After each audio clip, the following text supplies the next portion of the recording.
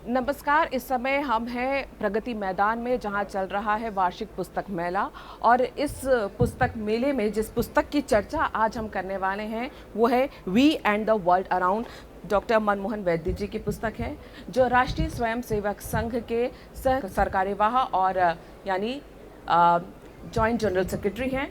ये पुस्तक वर्तमान परिदृश्य में और अतीत को देखते हुए, भारत के भविष्य को देखते हुए और आसपास के सिनेरियो को देखते हुए लिखी गई है।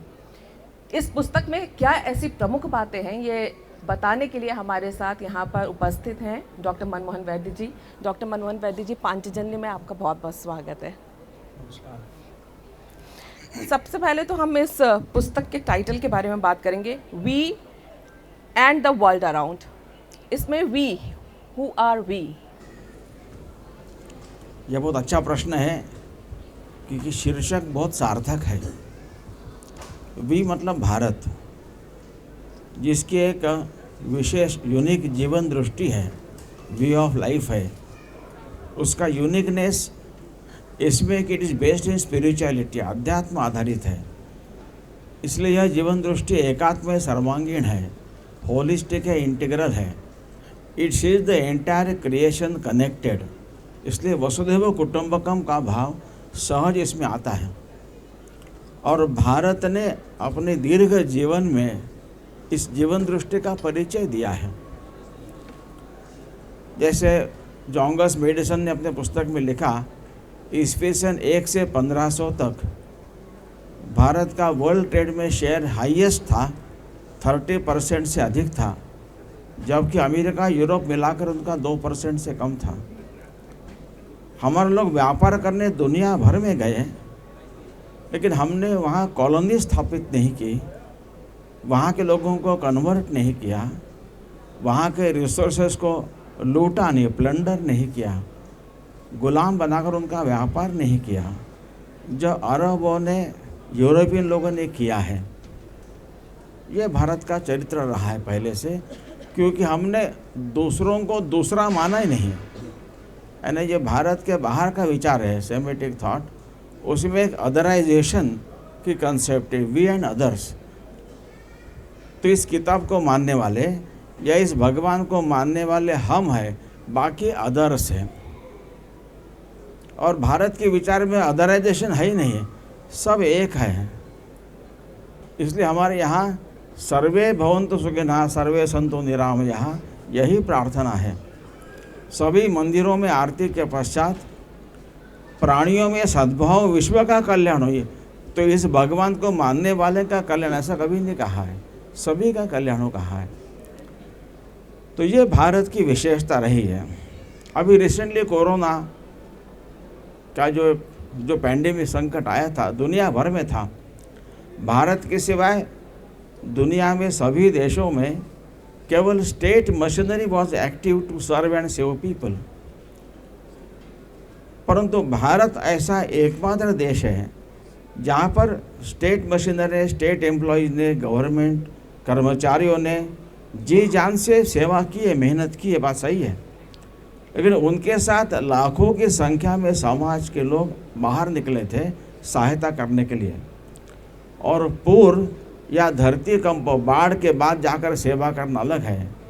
एक जानलेवा, हाईली इन्फेक्शस ऐसा एक डिसीज़ है, श्वास से भी संसर्ग हो सकता है, यह जानते हुए भी लाखों लोग बाहर निकले हैं। सारे प्रदेश में, ग्रामीण भाग में, जनजाति विस्तार में, शहरों में, सारे भारत में, वो केवल भारत में यह दिखा है। यह भी भारत के इस वी के मुख्यतः विशेषता है। और इसलिए we see the world differently than the world looks at the world. इसलिए इसकी चर्चा मुख्यतः इस पुस्तक में है। इसलिए पुस्तक का जो शीर्षक है वो वी एंड वर्ल्ड अराउंड। हम तो दुनिया को अलग मानते, लेकिन दुनिया अलग मानते, इसलिए दोनों में कैसा अंतर है यह बताने का इसमें प्रयास किया है। पुस्तक मेरे हाथ में है और इसमें लगभग 34 अध्याय हैं, जिसमें हर तरह की बातचीत की गई है। लेकिन इसमें अपने राष्ट्रीय स्वयंसेवक संघ का जो राष्ट्र के प्रति योगदान है, उसके निर्माण से लेकर और अब जबकि अगले वर्ष 100 वर्ष पूरे होने वाले हैं राष्ट्रीय स्वयंसेवक संघ, उसमें आपने काफ़ी चीज़ों का उल्लेख किया है। एक प्रश्न जो हमेशा से उठता आ रहा है, स्वतंत्रता के पहले और स्वतंत्रता के बाद, और आज भी ये नैरेटिव चलाया जाता है कि भारत के स्वतंत्रता आंदोलन में आरएसएस की क्या भूमिका रही है, और जो हम अगर कहें विपक्षी या हम कांग्रेस या लिबरल या वामपंथी लोग, वो हमेशा से इस प्रश्न को उठाते रहे हैं कि आरएसएस की कोई भूमिका नहीं रही है। इसको आपने इसमें प्रमुखता से उठाया, इस मुद्दे को, सत्य क्या है? संघ संस्थापक के जीवन की तरफ देखेंगे तो नागपुर के थे। नागपुर में आज़ादी आंदोलन का जो ज्वार उठा वो 1905 के बाद वंग भंग के विरुद्ध जो आंदोलन हुआ तब से शुरू हुआ। लेकिन केशव हेडगेवार जब 9 साल के थे तब रानी विक्टोरिया के राज्यारोहण का हीरक महोत्सव के निमित्त सभी विद्यालयों में मिठाई बांटी गई। 9 साल के केशव एक शिशु है, एक बार मिठाई लेने के बाद दोबारा लेने का मन करता है, प्रयत्न भी करते लोग। उन्होंने मिठाई मिलने पर भी नहीं खाई। घर लौटे उनका चेहरा देखकर बड़े भाई ने पूछा, क्या तुमको मिठाई नहीं मिली? उन्होंने कहा मिली, मैंने फेंक दी। हमें गुलाम बनाने वाले रानी का राज्यारोहण का आनंद हम कैसे मनाएंगे? ये जन्मजात देशभक्त का उनका उदाहरण है। और ये जब वंग भंग के विरुद्ध सारा जनज्वार उठा तभी वंदे मातरम यह एक स्वतंत्रता का गीत बन गया। वैसे वंदे मातरम लिखा गया पहले ही, तब अंग्रेज़ों ने, वहाँ की ब्रिटिश सरकार ने वंदे मातरम को पब्लिकली बोलने पर मनाही जाहिर की। तो केशव हेडगेवार ने, वो 10th क्लास में थे, जब इंस्पेक्शन के लिए इंस्पेक्टर आए, इनके क्लास में 10th के सभी सेक्शंस में जब इंस्पेक्टर ने प्रवेश किया, सभी छात्रों ने वंदे मातरम कहकर उनका स्वागत किया। आप कल्पना कर सकते क्या हुआ होगा। बाद में स्कूल से उनको रस्टिकेट किया गया। यानी ऐसे केशव हेडगेवार जब डॉक्टर करने के लिए, डॉक्टरी का कोर्स मुंबई में भी था, लेकिन अनुशीलन समिति जो क्रांतिकारी संगठन थी उनका केंद्र कलकत्ता था, इसलिए नागपुर से कलकत्ता पढ़ने के लिए, वो केवल डॉक्टर बनने के लिए नहीं गए थे। और डॉक्टर बनने के बाद भी उन्होंने प्रैक्टिस नहीं की। उस समय के कांग्रेस के या आज़ादी के आंदोलन के सभी प्रमुख नेता घर गृहस्थी वाले थे। अपना घर परिवार चलाने के लिए आर्थिक उपार्जन की हर एक व्यवस्था थी। कोई पत्रकार थे, डॉक्टर थे, वकील थे, व्यापारी थे, और फिर भी आज़ादी के आंदोलन में बढ़ चढ़कर भाग लेते थे।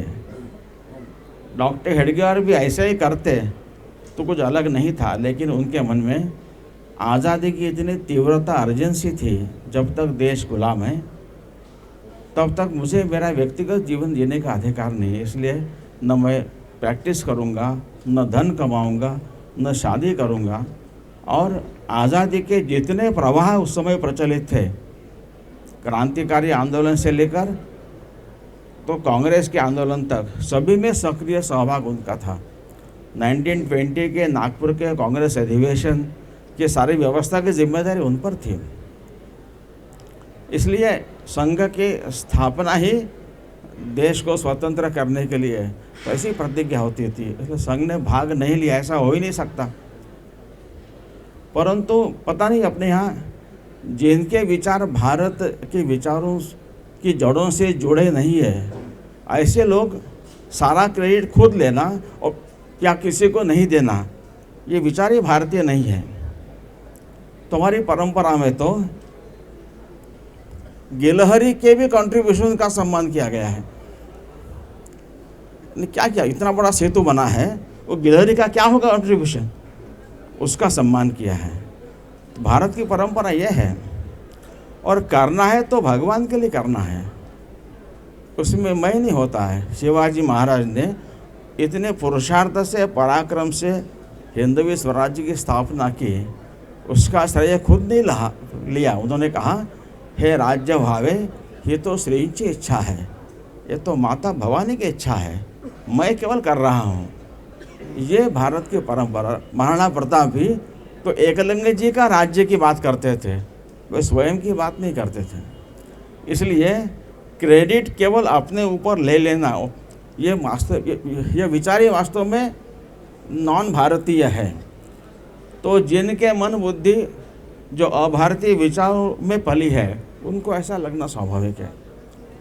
तो हमारे यहाँ तो यह कहने की पद्धत है, जब यज्ञ में आहुति देते हैं तब इदम नमम आखिरी में कहते हैं अग्नये स्वाहा अग्नये इदम नमम, ये उसको स्वाहा है, ये उसका ही है, मेरा नहीं है। इसलिए संघ ने तय किया था। संघ को समझना बड़ा कठिन है।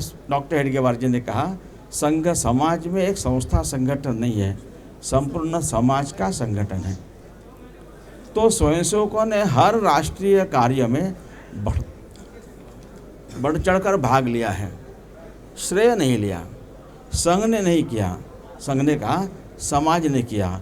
ऐसा समाज तैयार करने का काम संघ कर रहा है, ऐसे लोगों को तैयार करेगा। लोग एक भारत माता के पुत्र के नाते, एक राष्ट्रीय दृष्टिया जागरूक नागरिक के नाते ऐसे हर कार्य में सहभागी होंगे। संघ केवल शाखा चलाएगा। संघ की यह भूमिका समझना भी काफ़ी कठिन है। और जितने भी आज़ादी के आंदोलन हुए, सभी आंदोलनों में और केवल 1921, 30, 42 ये 3 सत्याग्रह के कारण हमको स्वाधीनता मिली है, यह मानना भी सही नहीं। इसका कंट्रीब्यूशन अवश्य जोरदार है, परंतु सभी क्रांतिकारकों का भी इसमें कंट्रीब्यूशन है। ऐसे आंदोलन में भाग लेने वाले ऐसे लोगों के घर परिवार संभालने वाली माताओं का भी खूब बड़ा कंट्रीब्यूशन है, उनका भी आज़ादी के आंदोलन में कंट्रीब्यूशन है। जेल में जाना ये केवल देशभक्ति का परिचय नहीं है। ये डॉक्टर हेडगेवार जी ने 1921 में संघ स्थापना के पहले उन्होंने यह अपने भाषण में कहा था। उनके 1 साल की जेल होने के बाद जब उनके स्वागत के लिए वहाँ करीब हज़ारों लोग भारी बारिश में खड़े थे, तब उन्होंने कहा कि जेल में जाने से मेरी कुछ गुणवत्ता नहीं बढ़ी है, तो बाहर रहकर समाज जागरण करना यह भी देशभक्ति का ही परिचय है, कैसा भी वो कहते थे। और इसलिए इन सब का मुख्यतः ऐसे परिवार यानी क्रांतिकारकों को अपने घर में पनाह देने की रिस्क लेने वाले परिवारों का भी कंट्रीब्यूशन है। इसलिए इन सब का कंट्रीब्यूशन है। तो गैलरी से लेकर तो सभी का कंट्रीब्यूशन स्वीकार करना चाहिए। यह वास्तव में भारत की परंपरा है। लेकिन स्वयंसेवकों ने प्रत्येक कार्य में स्वयंसेवक सक्रिय है, यह इसकी पूरा जानकारी, विस्तृत जानकारी यहाँ पर इसमें जो लेख है उस लेख में दिया है। जी, जैसा आपने कहा कि संघ श्रेय नहीं लेता और संघ को समझना कठिन है, लेकिन बिना समझे उसके बारे में दुष्प्रचार करना बहुत आसान है, जो आज भी हो रहा है। आपने डॉक्टर हेडगेवार का जिक्र अभी किया। करना आसान है, लोग उसको स्वीकार नहीं करते, लेकिन दुष्प्रचार करना आसान हो जाता है। उनको करने का शायद समाधान मिलता होगा, समाज उसको स्वीकार नहीं करते हैं। समाज संघ को स्वीकार कर रहे हैं, लगातार कर रहे हैं। इसलिए संघ का समर्थन और संघ का स्वागत लगातार बढ़ रहा है। लगातार बढ़ने की आपने बात की। डॉक्टर हेडगेवार का आपने अभी उल्लेख किया। स्थापना से लेकर अब अगले वर्ष शतक पूरा होने वाला, 100 वर्ष संघ के पूरे होने वाले हैं। ये परिवार जिस उद्देश्य को लेकर चला था, उस उद्देश्य में कहाँ तक पहुँचे और संघ की दूर अगर दृष्टि देखी जाए तो अभी वो कहाँ तक जाने वाले हैं और कितने लोग जुड़ते जा रहे हैं? इस पे आपका पहला ही चैप्टर है वैसे तो। संघ अनेक स्टेजेस से लगातार आगे बढ़ता रहा है। पहले उपेक्षा, बाद में उपहास, फिर विरोध, दुष्प्रचार, संघर्ष, ये सारों के बावजूद संघ कंटिन्यूस बढ़ रहा है, कभी रुका नहीं है। ये सारा संघ का विरोध, दुष्प्रचार करने वाली शक्तियाँ बहुत ताकतवर थी, उनके पास पावर थी, मीडिया था, पैसा था। संघ के पास ये कुछ नहीं था। एक निष्ठापूर्वक काम करने वाले, समर्पित ऐसे स्वयंसेवक, ऐसे कार्यकर्ताओं को लगातार निर्माण करने वाली कार्य पद्धति, इसके बलबूते पर एक ध्येय लेकर समाज का सहयोग मात्र लगातार बढ़ता रहा और ईश्वर का आशीर्वाद, ये 3 के बलबूते पर यह कार्य लगातार बढ़ रहा है।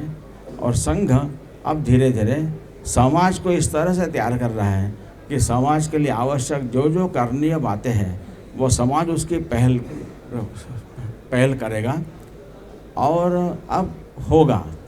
एक टिपिंग पॉइंट नाम का पुस्तक है।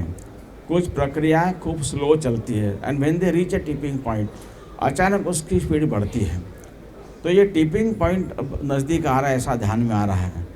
और अब आने वाले 10-15 वर्षों में बहुत बड़ा परिवर्तन हम लोग अनुभव कर ही रहे हैं। अभी 22 जनवरी को जो लोगों ने अनुभव किया है वो तो एकदम अद्भुत, एकदम अभूतपूर्व और बहुत अच्छा रहा है। सारे भारत का ये अनुभव है।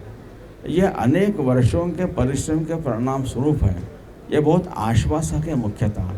और अभी राष्ट्र के हित में सब प्रकार के लोग साथ जुड़ेंगे कि संघ के लोगों पर लोगों का भरोसा है। संघ के सभी विचारों से कोई सहमत नहीं होंगे, लेकिन इशू बेस्ड संघ के साथ आने के लिए समाज का बहुत बड़ा वर्ग तैयार है।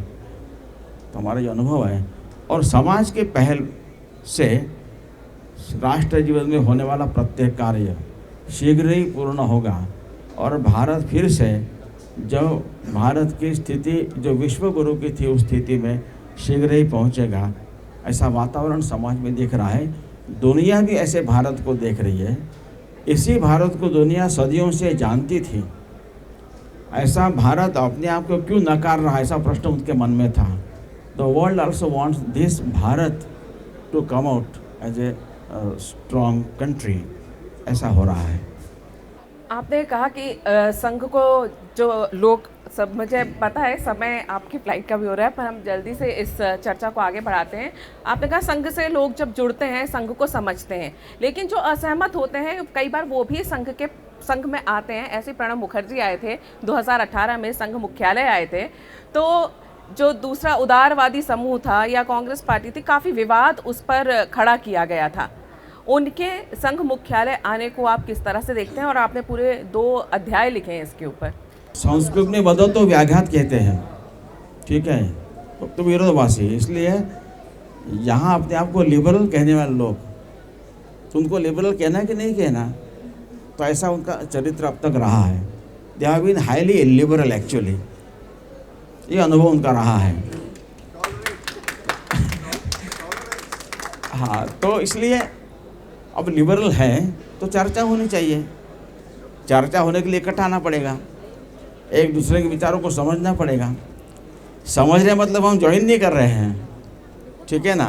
तो ये भारत की परंपरा, साथ मिलकर चर्चा करना, विमर्श करना, यह भारत की परंपरा रही है। लेकिन जिनके विचार भारत के जड़ों में पले नहीं है उनको इस बात का बहुत परहेज है। उनको लगता है आइदर दिस और दैट। ये जो विचार मुख्य था, ये जो बाइनरीज में सोचने की बात है, ये भारतीय विचार ही नहीं वास्तव में। हमारा विचार ये है। तो संघ डॉक्टर हेडगेवार जी के समय से भी संघ के आलोचकों को, उनका जीवन बहुत श्रेष्ठ था, अच्छे चिंतक थे। ऐसे लोगों के व्याख्यान डॉक्टर जी संघ के कार्यक्रम में करवाते थे। यहाँ प्रणब मुखर्जी एक लर्नेड व्यक्ति है, सीनियर व्यक्ति है। एक दीर्घकाल उनका एक राजकीय जीवन रहा है। उनके कुछ देश के बारे में विचार होंगे। वो संघ ज्वाइन करने वाला नहीं थे। संघ के कार्यक्रम में संघ के स्वयंसेवकों को एड्रेस करने वाले थे। वास्तव में इनको आनंद होना चाहिए, हमारे आदमी को वहाँ बुलाए, खरी खरी सुनाएगा, बहुत अच्छा होगा। तो ऐसा लगने के बदले उनका इतना विरोध करना, यह सही में मेरी भी समझ में नहीं आ रहा था। इसलिए मेरे अंदर का लेखक जगा उसी कारण जगा कि प्रणब मुखर्जी जैसा छोटा बच्चा नहीं है, राष्ट्रपति रहे हैं, इतने लर्नेड व्यक्ति है, दीर्घकाल का एक सामाजिक जीवन का अनुभव है, सीनियर पर्सन है। ऐसे व्यक्ति को तो ध्यान में आता है ना कहाँ जाना चाहिए कहाँ नहीं जाना चाहिए। उनका विरोध करना, वो ज्वाइन करना भी चाहे तो भी कर सकते हैं, लेकिन ज्वाइन करने वाले नहीं थे। He was addressing only, address करने बुलाए था। तो ये जो है, ये मुख्यतः ऐसा विरोध करना ही ये अभारतीय विचार है। भारत में तो जो विचार विमर्श करना है, मंथन करना है, तो हमारे यहाँ साथ बैठकर चर्चा करना, वादे वादे जायते तत्वबोधा, ये वास्तव में हमारे यहाँ कहा गया है। और इसलिए इनका इतना ज़्यादा अनावश्यक विरोध हो रहा था, तो मुझे मेरा पहला लेख लिखने की प्रेरणा हुई। उसके बाद फिर क्रम चलता रहा। विरोध की बात थी तो विरोध राम मंदिर का भी बहुत हुआ था और संघर्ष भी बहुत लंबा रहा है। आपने सोमनाथ मंदिर का भी उल्लेख किया है और राम मंदिर को लेकर आपने जो चैप्टर लिखा है उसमें लिखा है कि ये भारत के लिए, एक सशक्त भारत के लिए राम मंदिर बहुत ज़रूरी है एक चैप्टर में। तो इस अब जब राम मंदिर में रामलला की प्राण प्रतिष्ठा हो चुकी है और पूरे देश और दुनिया भर के सनातन हिंदुओं ने किस तरह से स्वागत किया है और भावुक होकर भक्ति भाव के साथ इस पल को जिया है, आप किस तरह का भारत अब आगे देखते हैं?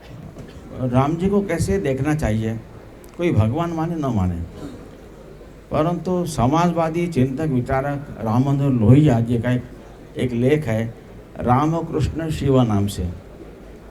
उन्होंने कहा है कि राम जी ने अयोध्या से जनकपुर तक गए और नीचे रामेश्वरम तो गए। तो राम जी ने नॉर्थ से साउथ तक भारत की यात्रा की है। राम की भक्ति इस बेल्ट में सर्वाधिक देखने को मिलती है। उत्तर दक्षिण भारत को राम जी ने बांध कर रखा है। भगवान कृष्ण द्वारका के थे और रुक्मिणी जी नॉर्थ ईस्ट की थी, मणिपुर की थी, अरुणाचल की थी। तो भगवान कृष्ण ने वहाँ जाकर वापस आए हैं। तो इसलिए ईस्ट वेस्ट भारत में भगवान कृष्ण की भक्ति अधिक देखने को मिलती है। भगवान कृष्ण ने ईस्ट वेस्ट भारत को बांध के रखा है और शिव सर्वत्र व्याप्त है। द्वादश ज्योतिर्लिंग सारे भारत में है, दक्षिण में, उत्तर में, पूर्व में, पश्चिम में है। तो रामकृष्ण शिव तीन देवताओं ने सारे भारत को जोड़ के रखा है। क्योंकि पहले हमारे यहाँ एक शासन नहीं था। यहाँ पर अंग्रेज आने के पहले भी नेवर हैड वन रूल। राजा अनेक थे, उनकी राज्य पद्धति अलग थी, परंतु लोग एक थे, समाज एक था। समाज की एकता का आधार मुख्यतः ये देवता है। इसलिए सारे भारत में, वैसे रावण भी हिंदू थे, ब्राह्मण थे, एक ऋषि के पौत्र थे, लेकिन सारे भारत में कहीं भी अपने बालक का नाम रावण नहीं रखते कोई। राम जी को लेकर नाम सब तरफ है। दक्षिण में जो एक द्रविड़ कलघम नाम का आंदोलन चला, तो नॉर्थ साउथ का डिवाइड ज़्यादा बड़ा करने के लिए आर्य द्रविड़ वगैरह तरह तरह के विवाद शुरू हुए। तो रावण दहन आप करते तो हम राम जी का करेंगे वगैरह, ऐसे सारे आंदोलन वहाँ चले। इस आंदोलन के प्रणेता, जिनको वो लोग पेरियार कहते हैं, उनका नाम रामस्वामी नायकर था। रामस्वामी तमिलनाडु में है, एमजी रामचंद्र वहाँ के मुख्यमंत्री थे, रामन केरल में है, रामन्ना कर्नाटक में है, एन.टी. रामाराव तो आंध्र प्रदेश के मुख्यमंत्री थे, रामाराव महाराष्ट्र में है, राम भाई गुजरात में है, राम सिंह पंजाब में है, राम मोहन राय बंगाल में हो गए हैं, राम प्रसाद, रामाधीन, रामावतार उत्तर प्रदेश में, सब राम सर्वत्र है, लक्ष्मण है, भरत है, क्योंकि सब उसको देवता नहीं मानते होंगे, उनके मूल्य सबको स्वीकार्य है। ये भारत सदियों से एक रहा है, समाज एक रहा है। तो राम जी के कारण एक आदर्श जीवन कैसा हो सकता है, उसका मर्यादा पुरुषोत्तम क्या होता है, यह वास्तव में ये जस्ट वो टेम्पल केवल नहीं है मुख्यतः। और जब आक्रमण हुआ तो इस्लामी स्कॉलर्स ने सुप्रीम कोर्ट में एफिडेविट दिया है कि फोर्सिबली ऑक्यूपाइड जगह या बिल्डिंग में की नमाज अल्लाह को कबूल नहीं होती है। तो मतलब मीर बाकी ने जब ये कैप्चर किया, उनको नमाज करनी होगी, काफ़ी जगह खुली पड़ी थी, वहाँ कर लेते। तो मंदिर तोड़ने की ज़रूरत, अब तो सिद्ध हुआ है कि वहाँ मंदिर था पहले, तो मंदिर बनना भी चाहिए। मंदिर बन भी गया है, लेकिन 6 दिसंबर 1992 की घटना देखेंगे तो करीब 2.5 लाख कार सेवक सारे भारत से वहाँ पर आए थे। अयोध्या की जनसंख्या 55,000 है, 10% मुस्लिम से, वहाँ पर 15 मस्जिदें हैं। भीड़, क्योंकि कोर्ट में हियरिंग सारा होने के बाद भी जजमेंट जल्दी नहीं आ रहा था, उसको आकलन विलंब हो रहा था, इसलिए भीड़ थोड़ी बेकाबू हुई। लेकिन इस बेकाबू अवस्था में भी उसका अपने आप पर काबू था। There was an order in the disorder, क्योंकि केवल वो ढांचा टूटा। It was a functioning temple since 1949, वहाँ पूजा हो ही रही थी। और 86 में वहाँ पर हाई कोर्ट के आदेश से ताले खुल गए थे, लोगों का अंदर जाना भी शुरू हुआ था। अब केवल मंदिर था, मंदिर है, तो मंदिर भव्य बनाने की बात थी। उस सारे अवस्था में वो ढांचा टूटा, लेकिन रामलला की मूर्ति को वहाँ से हटाकर फिर से एक टेम्पररी मेकशिफ्ट अरेंजमेंट बनाकर फिर से प्राण प्रतिष्ठा हुई उसकी। वहाँ शाम को आरती हुई। इतना ही नहीं, तो वहाँ जो 15 मस्जिदें अयोध्या में हैं, एक मस्जिद पर भी एक कंकर भी नहीं फेंका गया, किसी के साथ कुछ गलत व्यवहार नहीं हुआ। हम देखते हैं यहाँ पर कई बार जो विद्यार्थी आंदोलनों में छोटी संख्या में भी तोड़फोड़ करना, जलाना वगैरह इतना सारा खूब चलता है। तो ये 2.5 लाख कार सेवक सारे भारत से आए थे, फिर भी वहाँ ये, क्योंकि ये सारे कार सेवा इट वॉज नॉट अगेंस्ट मस्जिद और मुस्लिम, बिकॉज राम मंदिर के लिए था। ये तो इतनी बड़ी संख्या में लोगों का आकर भी इस प्रकार का होना यह सामान्य बात नहीं है, इसकी भी नोट लेनी चाहिए। इसलिए अब राम जी का सारा और कोर्ट के माध्यम से सारा निर्णय होकर सभी लोगों के सहयोग से वहाँ मंदिर बन रहा है। ये भारत को, और उस दिन 22 जनवरी को सारे भारत में जो वातावरण था, तो cutting all the party differences, religions also, सब लोगों ने उसमें बढ़ चढ़ कर सहभाग लिया है। यह दृश्य सब लोगों ने अनुभव किया है। इसलिए अभी ये विवाद शायद अब नहीं रहेगा। अब राम राज्य की दृष्टि से ही समाज को आगे आना पड़ेगा। सारी बातें सरकार नहीं करेगी। ये भारत की विशेषता है कि Bharat had never been a welfare state. Bharat में परंपरा से judiciary, foreign affairs, defence, security, ये 4 विषय केवल राजा के, किंग के पास होते थे। बाकी health, education, commerce, trade, industry, मंदिर, मेला, संगीत, नाटक, कला, यात्रा, इन सब की समाज की अपनी व्यवस्थाएं थी।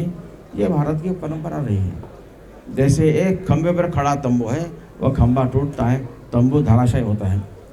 परंतु 4-5 खंभों पर खड़ा तंबू है, एक खंभा टूटता है, तंबू खड़ा ही रहता है, थोड़ा उसका आकार बिगड़ेगा और टूटे खंभे को अंदर से ठीक करने की सुविधा रहेगी। यह भारत की परंपरा थी। भारतीय चिंतन में नेशन मतलब राष्ट्र मतलब समाज है। जो पश्चिम का स्टेट नेशन कंसेप्ट है वो भारतीय कंसेप्ट नहीं है। इसलिए प्रणव दा जब संघ के कार्यक्रम में आए थे, उनके भाषण की शुरुआत यहाँ से उन्होंने की थी कि पश्चिम का स्टेट नेशन कंसेप्ट और भारत का नेशन एकदम अलग है। इसलिए भारत का ये समाज, राष्ट्र, इसलिए हमेशा इतने आक्रमण आकर भी और परकियों का राज्य होने के बाद भी राष्ट्र हमेशा अपराजित रहा है। इसलिए एक लंबा कंटिन्यूम भारत में देखने को मिलते हैं।